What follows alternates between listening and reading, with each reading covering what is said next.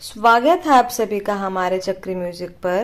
आइए आज आपको हम इस वीडियो में बताते हैं मार्गशीर्ष माह में उत्पन्ना एकादशी कब है।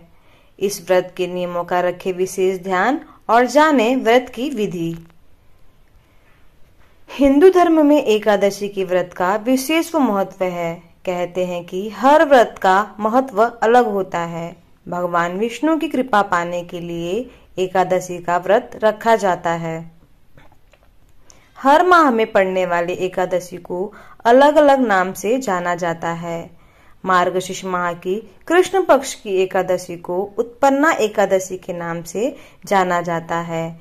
इस साल उत्पन्ना एकादशी 30 नवंबर मंगलवार के दिन पड़ रही है।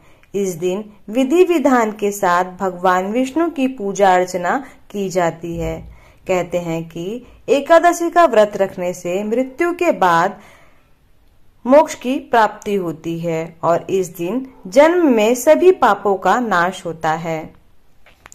एकादशी का व्रत रखने से पहले उसके नियमों के बारे में जानना बेहद जरूरी है। व्रत के नियमों का निष्ठा और श्रद्धा से पालन करने के बाद ही व्रत का पूरा फल मिलता है। आइए जानते हैं एकादशी व्रत का पूजा मुहूर्त और व्रत नियम और उसके विधि के बारे में। उत्पन्ना एकादशी आरंभ 30 नवंबर 2021 मंगलवार प्रातः 4:13 से। उत्पन्ना एकादशी समापन 1 दिसंबर 2021 बुधवार मध्य रात्रि 2:13 तक।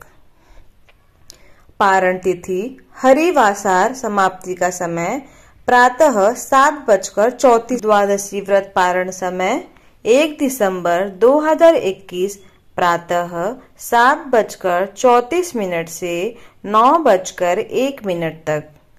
उत्पन्ना एकादशी व्रत नियम। सभी व्रतों में एकादशी का व्रत कठिन व्रतों में से एक है।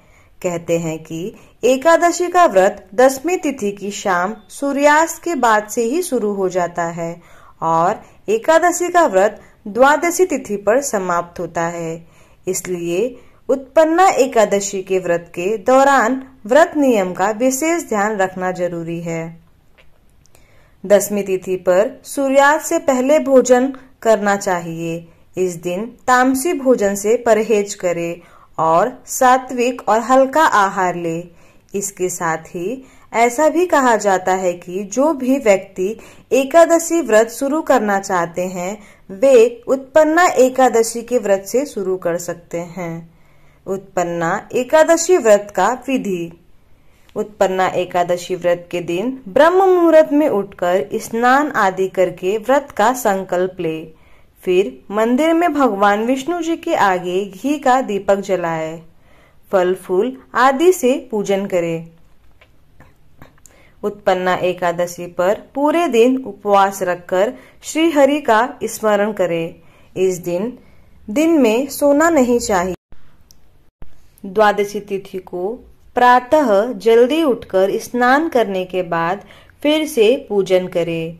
गरीबों को भोजन कराए और दान दक्षिणा देकर विदा करें। इसके बाद ही एकादशी व्रत का पारण करें।